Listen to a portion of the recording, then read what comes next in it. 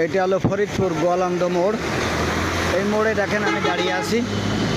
দেখেন ভ্যানারটার অবস্থা দেখেন। বাংলাদেশে এই ভ্যানার নিষিদ্ধ করতে হবে। এই দেখেন ভ্যানার, হাজার হাজার কোটি কোটি টাকার ভ্যানার।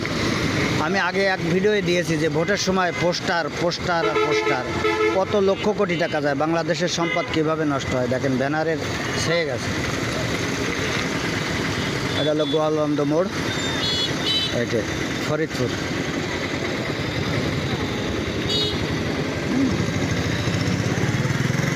আপনারা দেখলে হয়তো বুঝতে পারবেন যে কীভাবে ব্যানার আশেপাশে টাঙায় রাখছে। আর এই জায়গায় মূর্তিও আছে, 3টে মূর্তি। কার মূর্তি জানি না, অবশ্যই দেখলে বুঝতে পারবেন। এই যে একজন নারী 2জন পুরুষ। তো যাই হোক, আপনাদেরকে দেখাতে পারলাম।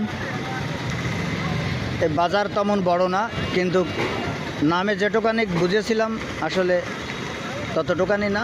এটা হলো গোয়ালন্দ মোড়, সামনে হলো রাজবাড়ি। এই জায়গা থেকে 10 কিলোমিটার দূর রাজবাড়ি। রাস্তাঘাটের অবস্থা খুবই ভয়ানক। আমি এই জায়গায় আসছিলাম একটা কাজের জন্য, কিন্তু আসলে আসার সময় বাসে উঠছি। সে বাসে ওঠার পরে যে দুর্ভোগ, মানে বাংলাদেশের প্রত্যেকটা জেলা, প্রত্যেকটা ইউনিয়ন, প্রত্যেকটা ডিস্ট্রিক্টে রোডের যে অবস্থা, তো দেখলে আপনি বুঝতে পারবেন। এই দেখেন